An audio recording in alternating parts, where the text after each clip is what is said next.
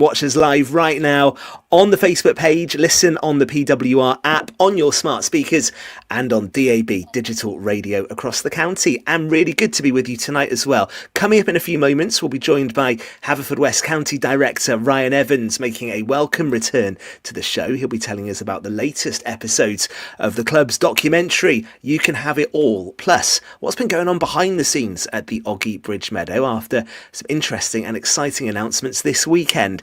Elsewhere, we will reflect on a busy weekend of sport across the county in both football and rugby. We'll also talk darts a bit later and find out why Luke Littler's success may actually boost the game here in the county. So let's get going. And dotted around Pembrokeshire this evening, Fraser, Gordon and Tom. Fraser, I think you were quite right not to venture too far from St David's this evening. Yeah. Unfortunately, we see the downpours and the rain relent over the festive period, don't we? We see a bit of sunshine, think the better weather is coming, and we're hit by this nonsense. It's never ending, is it? It's never ending. But I have managed to get to the local restaurant tonight, Ben, which is doing 50% off for January. Luckily, that's within walking distance. So every cloud, silver lining. Yeah, there was everyone worried about you, Fraser. I'm glad you've had a good dinner. Excellent. Gordon, how are you? Keeping warm in Haverfordwest this evening? Yeah, very good. It is a cold one, Ben, but we managed to get back to it at the weekend. Mr. Watson was out and about, and myself for Pembrokeshire Sport. So we'll talk a little bit about that a bit later. Yeah, we will in part two. And actually, Fraser, just before we speak to Ryan, incredible. There wasn't one football match called off over the weekend, was there? They all went ahead. The only one in Pembrokeshire was Division 4, which saw the seconds and able to raise a side to go to Milford seconds. And, there might be someone in the show not out here, Dan Metcalf, who may have wished he couldn't raise his side, but maybe we'll talk more about that later in the show. I know Dan's watching, and we don't want to dwell on it too much. But we weren't supposed to talk about that, Watson. No.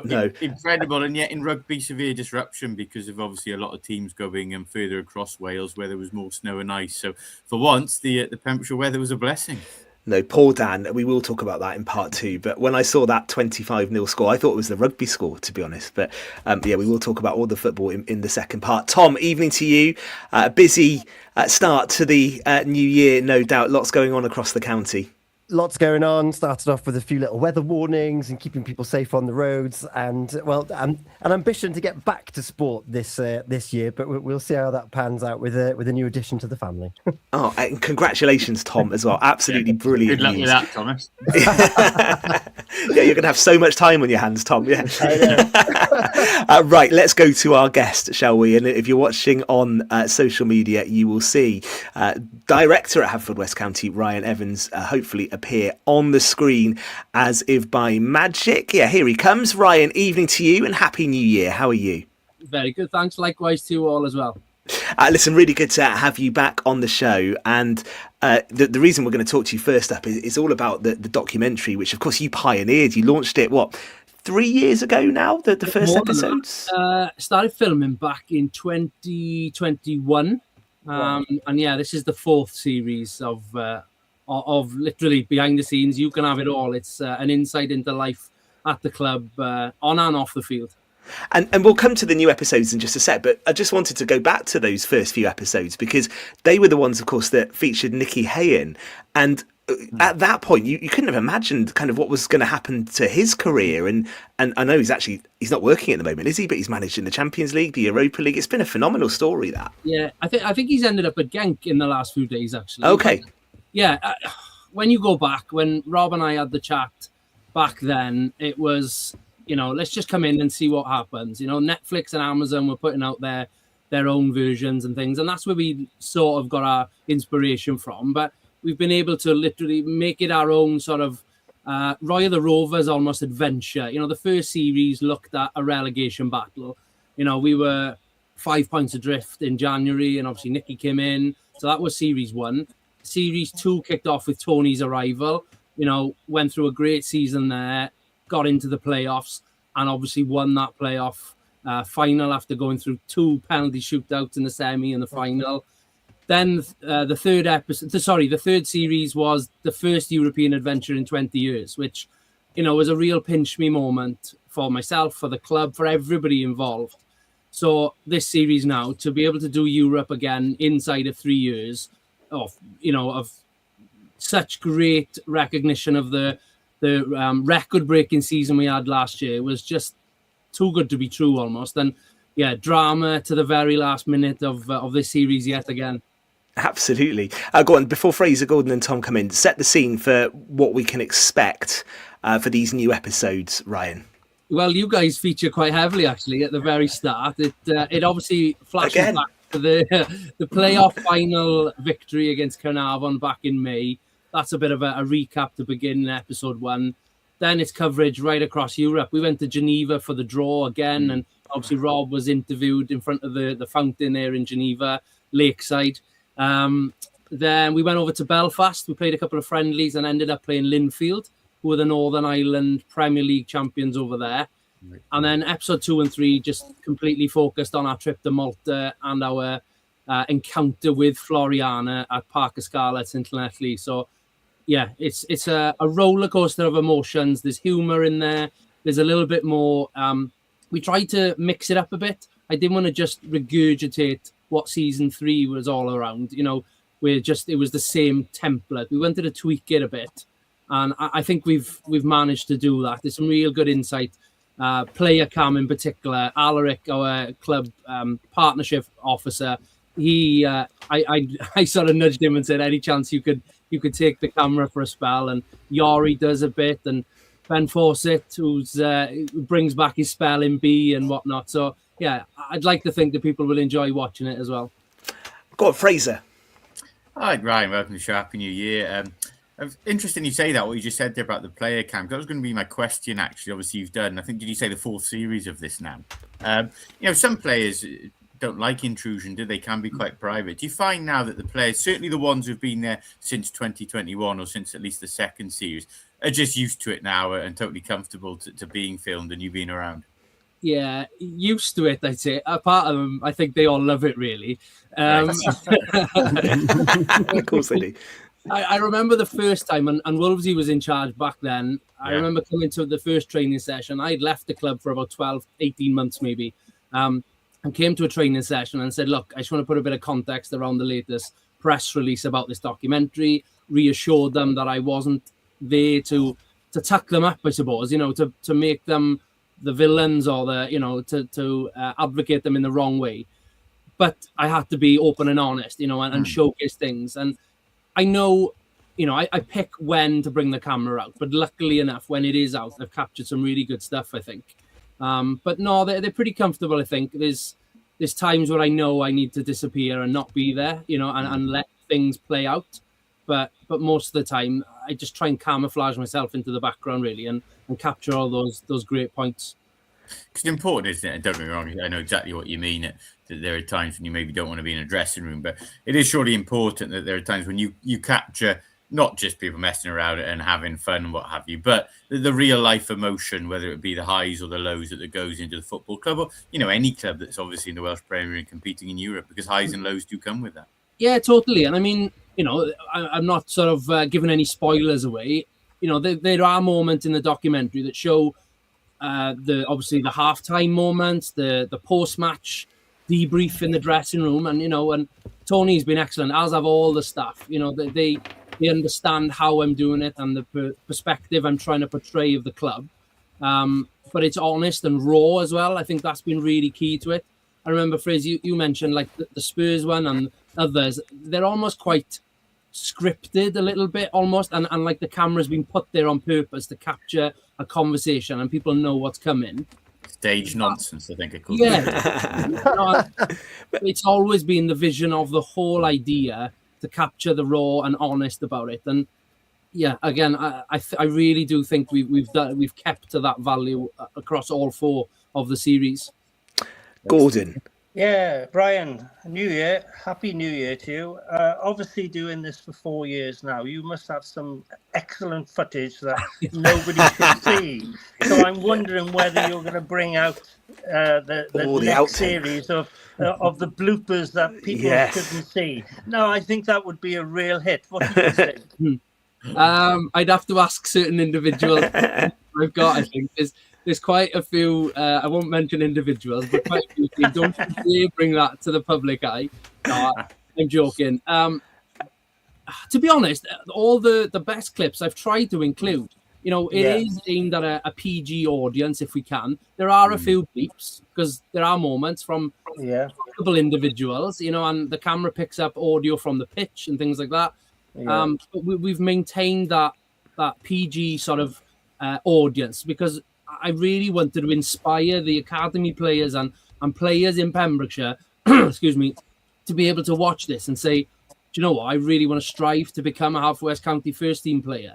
And it sounds crazy, but at the end of the day, we're playing in the top division in the country. Yeah. You know, it's a really good, you know, they could potentially make a living out of playing football. Yeah, absolutely right. Let's be honest, Ryan, it's probably been the best period in Haverfordwest County's history, the success and everything else that's gone with it. So to have done this now over the last 4 years was probably the best time to have done it. Do you agree with that? 100%. And it's almost fallen in my lap, all these adventures. And I joke with Tony, but, you know, he has led the club to the most successful period of time, as I've, you know, it's a team effort. It's very much the value across the club is team. You know, together, everyone achieves more, that sort of mentality. It has been, I've been lucky, I always say it, that everything's just happened in front. Like I said, from relegation, obviously the promotion came first by default almost with the points per game in COVID. And then it sort of just snowballed to now. You know, I'm looking back, I've got a European Haverfordwest shirt on the wall behind me to my left. It really is pinch me moments. And yeah, we're lucky that, and a lot of the players say this, we'll be able to watch this back in 20 years with children, or for some, perhaps grandchildren by then, you know, and reminisce. Obviously, you can watch the latest series now, Ryan, but moving forward, are you still going to proceed with clippings next season? Yeah, well, never say never, I think, with the You Can Have It All. It's back on the shelf for the short-term future, but who knows? Hopefully in the not too distant future that we can get back into Europe and we can bring it back again, maybe. Tom? I was just wondering, you mentioned there about the snippets that you've captured. What's been the favourite thing from this series that you captured? But also, what's the thing that you're like, oh, I wish I got the camera out for that? Two-parted for you. Oh, that's a great question. Favourite bits? There's too many to pick. I mean, the goals at Llanelli and Parker Scarlets, obviously Greg, local boy, done good for the county. It was a tremendous feeling. And then that was topped probably.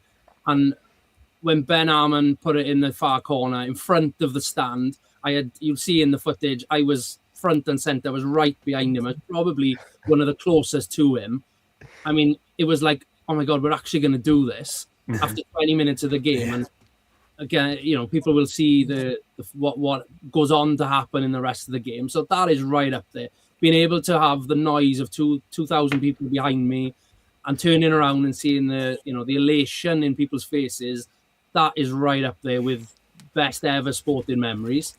There's some nice little clips from a social perspective over in Malta. The night out in Belfast was really good. Initiations. The night out was good. The singing initiations perhaps not so good from some. But tremendous memories that, you know, will be with us. Everybody was a part of it. He'll be with us for a long, long time. So where can people watch the new episodes, Ryan?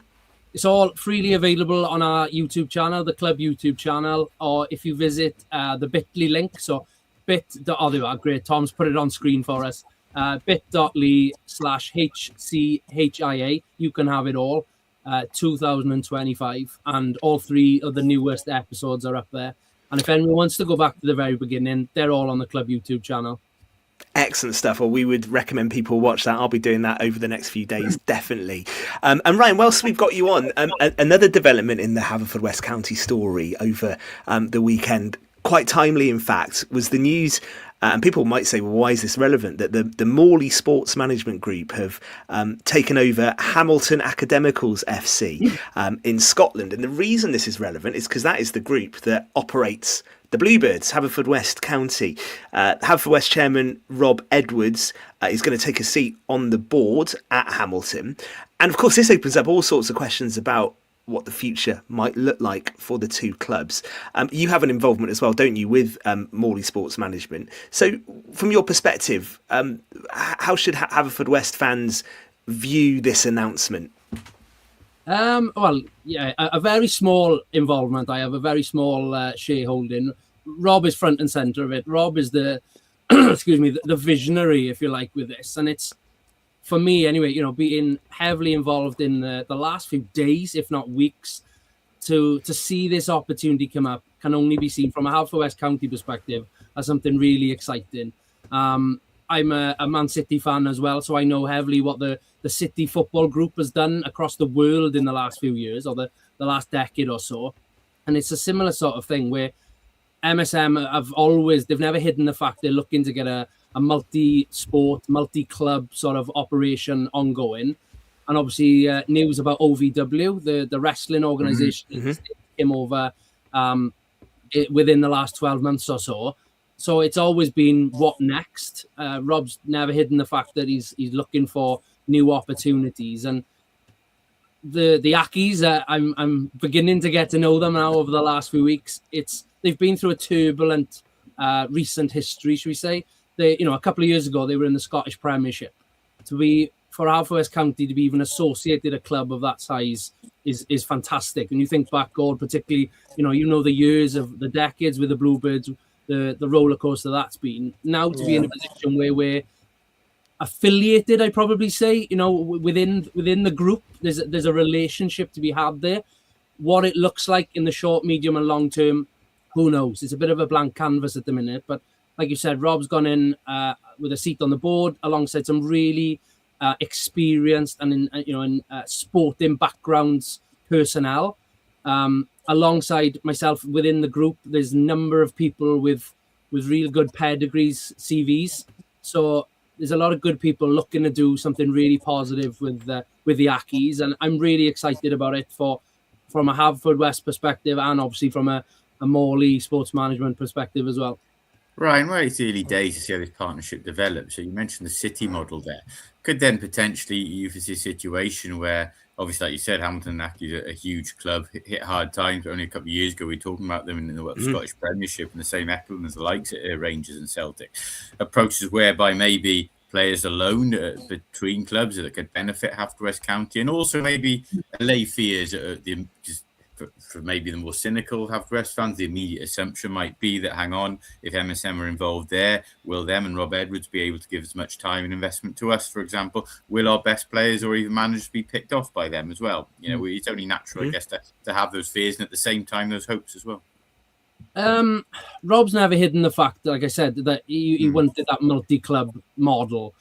Rob has assured, as the statement went out yesterday, quite clearly, it's business as usual for Haverfordwest County. Nothing changes with us here in Pembrokeshire. We're still running, exactly as we are, striving to be the best possible club we can be in the Welsh setup in the Cymru leagues. I see only positives with this, like I said, affiliation with Hamilton Academical. Who knows? Genuinely, it could be a case of us loaning players. Who knows? There might be an opportunity for one of our high achievers to go to have an experience up in Scotland. What it looks like, it's too early to tell. And that's not me sort of saying no comment. That is literally, it's too early to tell. Even in this January window, who knows? Something could happen. It quite possibly couldn't. There's so much, we're talking hours since the acquisition became formal. It's really early days. And like I said, I'm really excited about how it could look in the future. And I don't really see any other Welsh clubs in particular with that opportunity, to have that direct link to a club of that size. Well, I'll let the others come in now, but I'll talk to you off air. If my little boy's a big wrestling fan, so if you bring an OVW show to the Meadow, there's your challenge. But I've got two young boys who are beginning to get into wrestling. Harry and Jack are they're big Bluebirds fans. They were down at the Meadow in the most recent fixtures. They've had their scarves and whatnot, and no doubt we'll be going, Dad, can we go to OVW one day? Have a way. Yeah, it's a good journey, actually. I was just doing a route finder whilst you were talking. That's about 7 hours 40, I think it'll take you, Ryan, to get up to Hamilton. Are you planning to watch a game soon?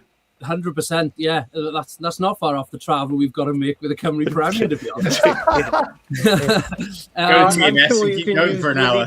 Airport to get up there, Ryan. I have had a sneaky look at Bristol to Glasgow. It's not too far, not time-wise or cost-wise, to be honest. But yeah, there's a lot of dust to settle. But I'm certainly really keen to go up there alongside all the other members of the group, I'm sure. And I've seen a couple of Haverfordwest supporters, loyal supporters who travel the country with us. They're also looking to head up north. Yeah, excellent stuff. Well, listen, we've always said that the Bluebirds have become a real outside the box thinking club, and this is another example of that. So we will follow it with interest, and we'll look to see how it develops, Ryan. So thank you for coming on. I know it's new news, so talking about it so openly, we appreciate that. Tom, were you just going to come in? I was going to come in very quickly because, of course, phase 1 comes to an end this Friday. For the Bluebirds as well. What's the atmosphere like in the squad ahead of the split, Ryan? Yeah, we're going to be there as well for that match on Friday. Yeah, looking forward to that. Britain Ferry are in and around us in the league table, so it's a nice way to finish off. It'll be a tough game. Alaric actually scored a winning goal in the 92nd, 93rd minute back at the end of August, I think it was, away up in Britain Ferry. But yeah, we welcome them down to us, hoping for a big crowd to get behind the boys, because it genuinely makes a difference when there's that atmosphere alongside you guys with the speakers, etc. You know, the match day experience is so much better with a good crowd. And I think Friday night football at the Meadow has always been a popular thing. You know, our average attendances are way up again this year. That keeps increasing year on year. We had a tough spell back in the autumn. We had a tough run of fixtures, and we played a lot of the top teams, it seems, in a run of games. But we've certainly turned a corner. Other than one loss away to Barry, I think we're undefeated in several games now. And things have really starting to shape up. And full belief in the boys going into the phase 2 now. I mean, the playoffs are still very much the carrot, if you like, at the end of the season. Things will be known. The Welsh Cup date is a lot earlier this year, so there won't be that sort of hanging around waiting to see what the permutations are.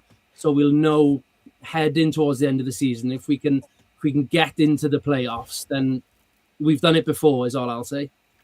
Indeed. Well, let's hope for a good second half, Ryan. And again, we'll encourage people to go and watch those new episodes of You Can Have It All. Thank you very much for joining us on Pure West Sport this Monday evening. Always great to talk to you. We are going to come back for part 2 in a few moments, and we'll find out why it was another busy Saturday in the Pembrokeshire Football Leagues and the Senior Cup as well. More on the way next. Eaton-Evans and Morris Solicitors have traditional values.